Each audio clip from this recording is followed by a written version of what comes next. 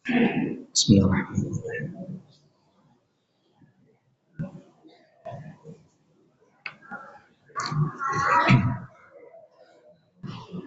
Assalamualaikum warahmatullahi wabarakatuh.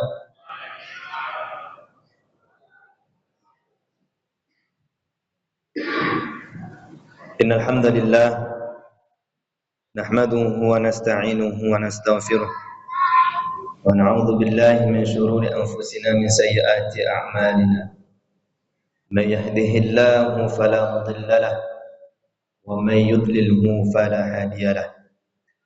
Asyhadu an la ilaha illallah wahdahu la syarika lahu wa asyhadu anna Muhammadan 'abduhu wa rasuluh la nabiyya ba'dahu.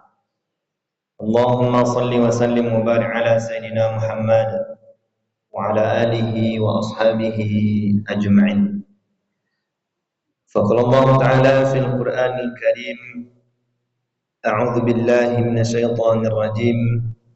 Bismillahirrahmanirrahim. Innahum fityatun amanu bi rabbihim wa zidnahum huda. Shadaqallahul azim. Bapak Ibu yang dimuliakan oleh Allah Subhanahu wa taala, bersyukur kita kepada Allah dengan mengucapkan alhamdulillahi rabbil alamin.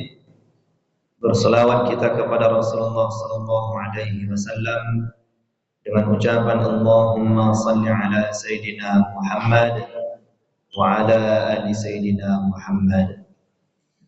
Bapak Ibu yang Allah muliakan dan anak-anak kami yang kami sayangi, adapun judul ceramah kita pada malam hari ini yang sudah ditetapkan oleh IKMI Kota Pekanbaru, yaitu pemuda tumpuan umat.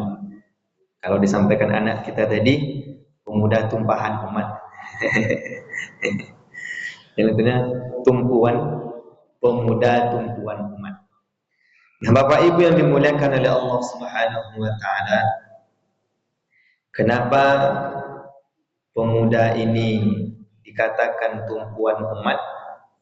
Karena nanti kalau sudah habis masanya bapak dan ibu ini, maka mereka inilah yang akan melanjutkan estafet kebaikan demi kebaikan umat nantinya. Nah, Bapak Ibu yang dirahmati Allah Subhanahu wa taala, kalau kita lihat kehidupan ataupun kita lihat bagaimana keadaan pemuda kita hari ini, itu sangat jauh berbeda dengan keadaan bapak dan ibu waktu muda. Salah satu beda yang paling mencolok adalah teknologi. Di masa bapak dan ibu, gadget seperti ini belum ada. Di masa sekarang, itu setiap hari konsumsinya HP. Nah, jadi Bapak Ibu dimuliakan oleh Allah Subhanahu wa taala, keadaan ini sebagaimana pemuda hari ini itu banyak disibukkan dengan gadgetnya daripada datang ke masjid. Lebih banyak disibukkan nongkrong di kafe daripada meramaikan masjid. Coba kita lihat di masjid kita saja. Saya tengok kiri kanan depan belakang, siapa yang paling banyak yang dijumpai? Pemuda zaman sekarang atau pemuda yang masa dulu?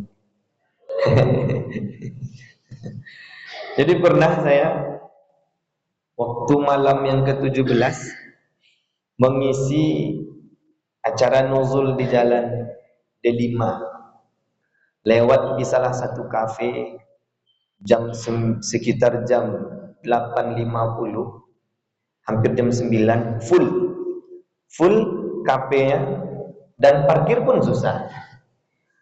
Sampai di masjid dekat situ selapang-lapangnya parkir. Itulah modelan pemuda hari ini. Kalau dulu saya juga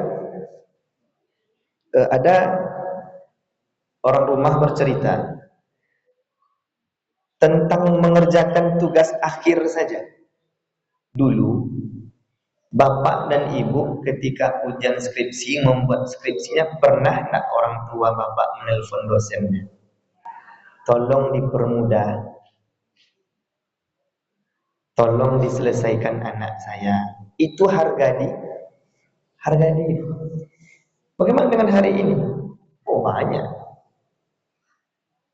Ditelepon dosen pembimbing, tolong bapak, tolong ibu, itu anak saya satu-satunya, tolong dimudahkan skripsinya. Kami mau berangkat haji besok, jadi kalau bisa skripsinya selesaikanlah. Salah-salah sedikit itu biasa. Itu tidak berharga diri orang tua kita lagi. Nah, itulah gambaran pemuda hari ini. Padahal ulama itu mengatakan pemuda hari ini adalah pemimpin umat di masa yang akan datang. Nah, bagaimana nanti model dan pemuda yang zaman sekarang ini bisa kita lihat, agak-agak dibayangkan aja. Kira-kira ada hendak besok yang bisa menjaga ukhuwah umat ini? Kalaulah pemuda hari ini disibukkan dengan sosial media saja, disibukkan dengan gadgetnya saja, sebenarnya tak masalah. Sah-sah saja ketika gadget itu dia pakai setiap hari, tapi untuk yang bermanfaat. Maka inilah PR kita, Bapak dan Ibu. Jangan sampai nanti seperti yang dikatakan oleh Allah Subhanahu wa taala itu di surah An-Nisa. Tidakkah kalian takut ketika kita ini, bapak dan ibu ini, semuanya nanti meninggal? Takkah ada ketakutan meninggalkan anak keturunan itu dalam keadaan lemah? Imannya lemah, pendidikannya lemah, ketakwaannya tidak ada, ekonominya begitu juga. Maka inilah menjadi PR untuk kita bersama, bagaimana anak-anak kita ini semuanya itu kalau bisa gadgetnya itu sering dipakai, tapi iman dan takwanya tak pernah dia lupakan. Silahkanlah dia mengikuti perkembangan zaman, tapi dengan mengikuti perkembangan zaman itu dia membawa kepada hal yang positif. Tak masalah. Yang menjadi persoalan hari ini, rajin main gadget tapi keimanan, ketakwaan justru hilang karena gadget itu. Berapa banyak kita tengok berita hari ini yang tak masuk di akal saja. Ada yang main kapak kan? Agak-agak galau sedikit. Nah, keluar kapaknya, kan bahaya itu. Itulah modelannya. Bapak Ibu dimuliakan oleh Allah Subhanahu wa taala. Kalau berkaca dari bagaimana pemuda yang terdahulu, bisa kita lihat dari kisah di surah Al-Kahfi itu ayat yang ke-13 tentang kisah pemuda Ashabul Kahfi. Ketika di dalam sebuah kampung itu, mereka itu tak bisa lagi mengendalikan bahwa masyarakat tersebut banyak menyembah berhala. Ada pemuda-pemuda yang tak mau mengikuti itu, bahkan sampai mengasingkan dirinya ke sebuah gua yang menurut mereka tidur hanya beberapa hari, tapi itu nyata berapa lama mereka tidur itu. Maka dalam Al-Quran itu Allah katakan, innahum fityatun amanu bi rabbihim wa zidnahum huda. Sesungguhnya pemuda yang mengasingkan diri dari perbuatan yang tak baik itu, kata Allah Subhanahu wa taala, mereka adalah pemuda-pemuda yang beriman kepada Allah, kepada Tuhan mereka, dan kami tambahkan kepada mereka itu petunjuk. Juga di dalam hadis itu kata Allah Subhanahu wa taala, kata Rasulullah SAW, bahwa di antara 7 golongan yang mendapatkan naungan pada hari kiamat, salah satunya adalah pemuda yang selalu hatinya terpikat dengan masjid, pemuda yang selalu melakukan kebaikan. Maka Bapak Ibu dimuliakan oleh Allah Subhanahu wa taala. Dari kisah Ali bin Abi Thalib, bagaimana ketika Ali masuk Islam ketika masih sangat muda. Bahkan beliau rela tidur di tempat tidur Rasulullah saat malam ketika Rasul itu hijrah. Apa tantangannya? Akan dibunuh orang kafir Quraisy. Nah, bagaimana dengan pemuda hari? Ada enggak perjuangannya sampai demikian? Ada enggak seorang pemuda, tokoh pemuda hari ini itu yang betul-betul seperti yang dilakukan oleh pemuda-pemuda surah Al-Kahfi, seperti yang dicontohkan oleh Ali bin Abi Thalib. Nah, Bapak Ibu yang Allah muliakan, kenapa pemuda itu disebutkan sebagai tumpuan umat? Yang pertama, pemuda itu memiliki kekuatan, pemuda itu memiliki energi, pemuda itu memiliki daya juang yang lebih hebat dari kita yang sudah berumur ini. Maksudnya Bapak Ibu yang sudah berumur. Kalau kita agaknya, kalau saya agaknya masih muda aja. Jadi kata Allah Subhanahu wa taala di surah Ar-Rum, apa kata Allah? Allah Subhanahu wa taala yang menciptakan kamu dari keadaan lemah, kemudian menjadikan kamu setelah lemah itu menjadi kuat.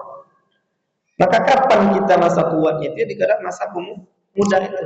Oleh karena itu Bapak Ibu dimuliakan oleh Allah Subhanahu wa taala, sebagaimana sebagian besar perjuangan dakwah Rasulullah SAW itu ditopang oleh anak-anak muda yang sangat hebat ketika itu. Siapa? Ali bin Abi Thalib, Zubair bin Awam, Sa'ad bin Abi Waqqas, Mus'ab bin Umair.